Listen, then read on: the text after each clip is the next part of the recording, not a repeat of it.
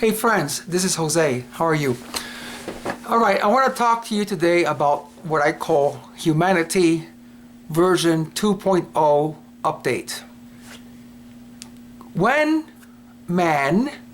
God created man and he put him in the Garden of Eden, which is the garden of pleasure, and I believe that the word hedonistic comes from the word Eden, and the greatest pleasure there is, because we know that all of us are seeking pleasure, is the pleasure that comes when we are in relationship with God. But when God created man and put him in the garden, he put 1,000,000 trees, and he told man, you can eat from every single one of these trees, but from this tree, which is the knowledge of good and evil, you cannot eat. And guess what?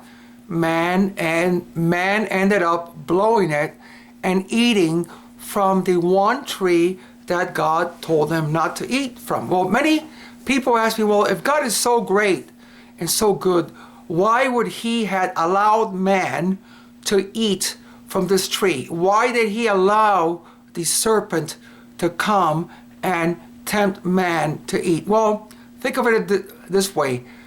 Perfect love. If you love someone perfectly, you will give them a free choice.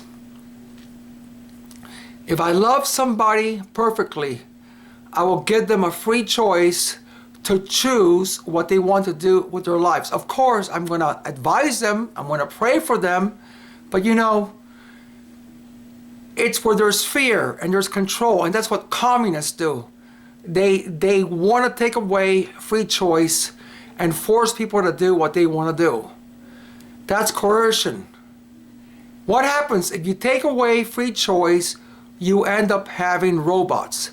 If God would not allow man to have been tempted by the devil, if he had not put that one tree there, he would have created a bunch of robots. And then that's not love. But God had warned man, you have 1,000,000 trees to eat from. And man blew it and ate from the one that God warned him to. So how can we get angry at God for what happened? But anyways, so be it. What happened was this. Man is created of 3 parts. He is a spirit, in a soul, in a body.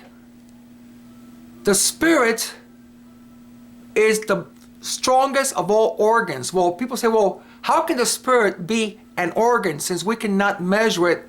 We can't see it. See, we have a mentality that the only proof that we can accept is what we can see with our physical eyes or tap in with our physical senses. But the fact of the matter is that there's other realms that are invisible that cannot be tapped in through the physical senses. But just because they cannot be seen, do not make them not real. So there's other realms that are physical senses. Our physical senses were made to tap into the physical seen realm. But there's other realms which are just as real and even more real that cannot be seen or tapped in with our physical senses and must be tapped in with our spiritual senses. So when you think of the spirit as an organ, the spirit has eyes, the spirit has ears, the spirit has a mouth, the spirit can feel, but it's done spiritually. And because God is a spirit, he can only be accessed with our spirits. So when Adam and Eve were created, access to God was spirit to spirit. When man blew it, and what is called sin is basically blowing it with God. Okay. When man blew it, that relationship between God, who was spirit, and man, it was broken. Bang. Basically, man's spirit died. We wouldn't say that it's dead, but it got put into a coma. So the strongest organ of man, which is his spirit, because it's the organ that can access God, who is the most important thing to access, was was made into a coma. So now humanity version 1.0 is dysfunctional for the only reason that our strongest and most important organ is basically dead. So humanity is operating with only 2/3 of humanity in a functional condition. The spiritual part of humanity is comatose. So what did Jesus do that no other religious leader did? Well, when a man or a woman accepts Jesus, Jesus comes into the person's life and immediately brings the spirit out of the comatose state, awakens the spirit and puts the spirit immediately into relationship back with God that was broken thousands of years ago. So now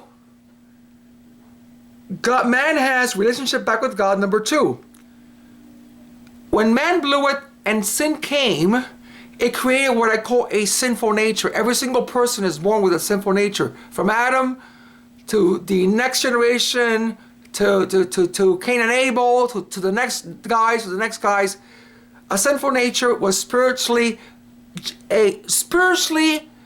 genetically, spiritually transferred from person to person.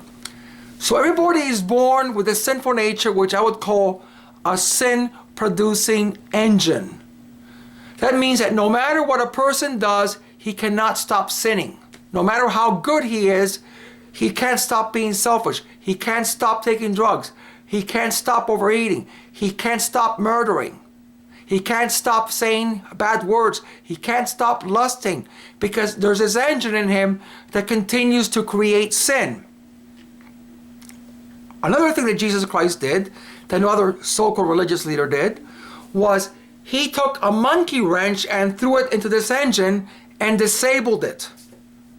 So now man is free from the sinful nature because the sinful nature has been disabled. You say, well, why does man sin? Well, what is happening is there's still those sinful habits, those sinful strongholds in our minds that God takes away gradually.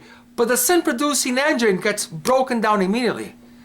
So man has a sinful engine broken down, and at the same time his spirit comes back to life and he has communication with God. Those are two things that Jesus Christ does that no other religious leader did. The third thing that he did was this. Think of Elon Musk and Tesla Motors. When Elon Musk is going to create his electric cars, he has to produce prototypes and archetypes, plans and blueprints. All creation, every part of creation has a prototype. The trees have a prototype of how trees are supposed to grow. An elephant has a prototype of how an elephant is supposed to be. Every prototype of creation in its perfect state before sin came is inside of Jesus Christ. You say, well, how could that be? Well, look at it this way. People say, well, how can God be three persons? Well, have you ever looked or studied about a light, white light, when it's put through a prism? Well, it's divided into a bunch of lights. But when you combine all those lights again together, you have white light. You can kind of explain God like white light. There's three persons, Father, Son, and Holy Spirit, that combine together make one God. So God the Father created the world through his Son Jesus Christ, because in Jesus Christ he put every prototype of creation before sin came. That's amazing, isn't it? That's another thing that Jesus Christ has that no other religious leader does. What happens in this? Jesus Christ comes into a person, throws the monkey wrench, destroys his sinful nature, brings his spirit out of a comatose state, and number three, he restores humanity into the perfect prototype of humanity before sin came, because as I told you, every prototype lives in him. So now we have humanity version 2.0. That's a humanity that will live forever. So this is what I say, it's so incredible to receive Jesus into your life. Your sinful nature gets knocked out, your spirit is brought out of a comatose state, and you're updated to humanity version 2.0 that will live forever. Blessings. Bingo. That's it.